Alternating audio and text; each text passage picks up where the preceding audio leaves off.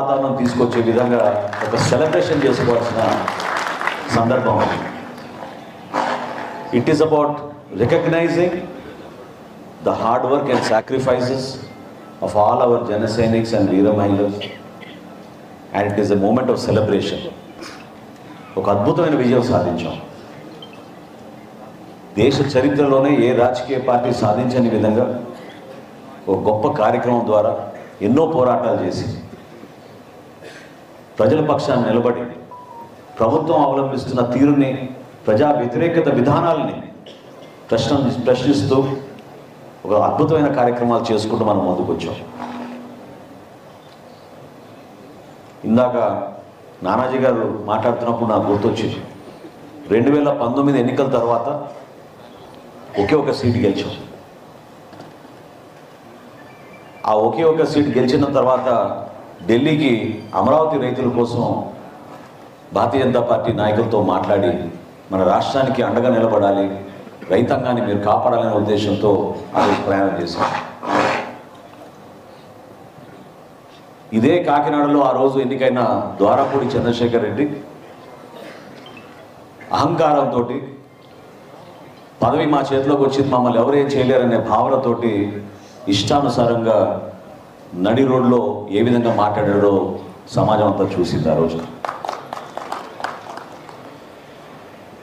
ఆ మాటలు వారి అహంకారానికి, క్షేత్రస్థాయిలో ఉన్న వాస్తవాలకి విరుద్ధంగా పదవి అనేది శాశ్వతం అనుకుని ఊహించుకుని మాట్లాడిన మాటలు. ఆ మాటల పైన మన జన సైనికులు, వీర మహిళలు, మన నాయకులు అందరూ కూడా కలిసి ఖచ్చితంగా మీరు క్షమాపణ చెప్పాలి పవన్ కళ్యాణ్ గారు కానీ నిరసన తెలపడానికి వస్తే పక్కడబందీగా ప్రభుత్వ యంత్రాంగాన్ని వాళ్ళకి ఆ రోజున్న పలుకుబడిని ఉపయోగించుకుని కావాలని ఆ రోజున ఏ విధంగా దాడి చేశారో మీ అందరూ చూశారు. ఎంతోమంది మన వీర మహిళలకి గాయాలైనాయి. చాలామంది నాయకులు ఆ రోజు అరెస్ట్ అయ్యారు, కేసులు పెట్టించారు. ఈ రోజుకి కూడా కోర్టులు చుట్టూ తిరుగుతున్నారు మన నాయకులు.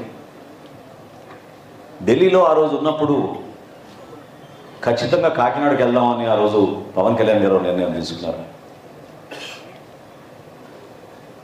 ఉదయం చాలా ఇంపార్టెంట్ మీటింగ్ ఉండింది, సంక్రాంతి వారం అది. ఇవాళ మీటింగ్ కుదరకపోవచ్చు, రేపటి రోజున మీటింగ్ పెట్టుకుందామా అని భారతీయ జనతా పార్టీలో ఉన్న పై స్థాయి నాయకులు కౌలు పంపించినప్పుడు, లేదండి ఇట్లా కాకినాడలో ఒక సంఘటన జరిగింది, ఎట్టి పరిస్థితుల్లో కూడా ఈరోజు రాత్రికల్లా మేము ముగించుకుని ఉదయమే మేము 7:30 ఫ్లైట్కి వెళ్ళాలని కబురు చేసి, ఆ రోజు ఎంత దారుణంగా పరిస్థితులు ఉన్నాయంటే రాష్ట్ర డీజీపీ అధికారి, ఆ స్థాయి పోలీస్ అధికారి ఫోన్ చేసి మీరు మాత్రం కాకినాడ రాకూడదని ఆ రోజు హెచ్చరించారు. యుద్ధ వాతావరణం ఉంది, ఇబ్బందికరమైన ల్యాండ్ ఆర్డర్ సిచ్యువేషన్ వస్తుంది, మీరు వస్తే ఖచ్చితంగా మీరు ఈస్ట్ గోదావరిలోకి ఎంటర్ కాకూడదు అని ఆ రోజు ఆయన కబురు చేశారు. కానీ వీటన్నిటిని కూడా ఖాతరు చేయలేదు. మన వీర మహిళలకి, మన నాయకులకి, మన జన సైనికులకి గాయాలైనాయి, మనం వెళ్ళి పరామర్శిద్దాం. ఎక్కడ అరెస్ట్ చేస్తారో అరెస్ట్ చేసుకోమనండి, వైజాగ్ ఎయిర్పోర్ట్లో అరెస్ట్ చేస్తారా లేదా ఈస్ట్ గోదావరి జిల్లా బార్డర్లో అరెస్ట్ చేస్తారా చేసుకోమని, మనం మాత్రం వెళ్ళడం ఖాయం అని చెప్పి ఆ రోజు పవన్ కళ్యాణ్ గారు తీసుకున్న నిర్ణయం సాయంత్రం కాకినాడకు వచ్చాం. ఈ సందర్భంగా మీకు ఎందుకు గుర్తు చేస్తున్నానంటే, ఎవరికైతే ఇంకా కొన్ని అనుమానాలు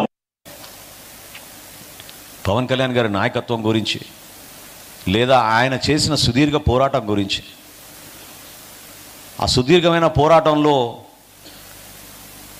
ఎంత నిజాయితీగా మన పార్టీ నాయకుల కోసం, మన జన సైనికుల కోసం, వీర మహిళల కోసం నిలబడ్డారో అదొక చిన్న ఉదాహరణ. ఏనాడు కూడా ఆయన తన స్వార్థం గురించి ఆలోచించలేదు. చాలా సందర్భాల్లో కొంతమంది ఇతర పార్టీ నాయకులు ఆయనకు ఆఫర్ చేశారు, మీరు మా పార్టీలోకి వస్తే మీకు ఆ పదవి ఇస్తాం, ఈ పదవి ఇస్తాం అని. కానీ ఆయన ఆలోచించింది మన రాష్ట్రం కోసం, మన భవిష్యత్తు కోసం, మన జనసేన పార్టీ కోసం. దానికోసమే ఆయన నిలబడ్డారు. జనసేన పార్టీకి వేరే పార్టీకి ఉన్న తేడా ప్రధానంగా మానవత్వంతో కూడిన రాజకీయాలు. 100% మనం చేసే ప్రతి కార్యక్రమంలో కూడా నిజాయితీగా విలువలతో కూడిన రాజకీయాలు చేయాలనే ఉద్దేశంతో మన అందరినీ కూడా పవన్ కళ్యాణ్ గారు నడిపించుకుంటూ వస్తూ ఉన్నారు.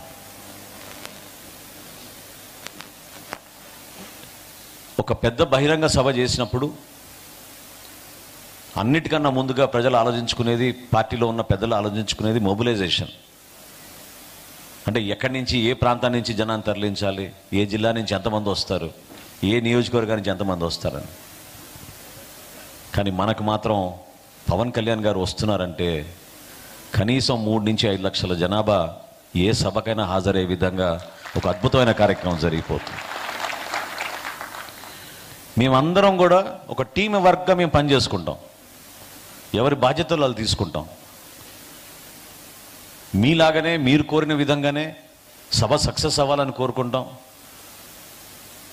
పవన్ కళ్యాణ్ గారికి భద్రతా లోపం ఎక్కడ లేకుండా జాగ్రత్తగా ఆయన వచ్చి మంచి ఉపన్యాసం ఇచ్చి మన భవిష్యత్ ఏంటని మనం తెలుసుకునే విధంగా మనం కూడా సిద్ధం అవ్వడానికి, ఆ కార్యక్రమం విజయం కోసం ఆలోచిస్తాం.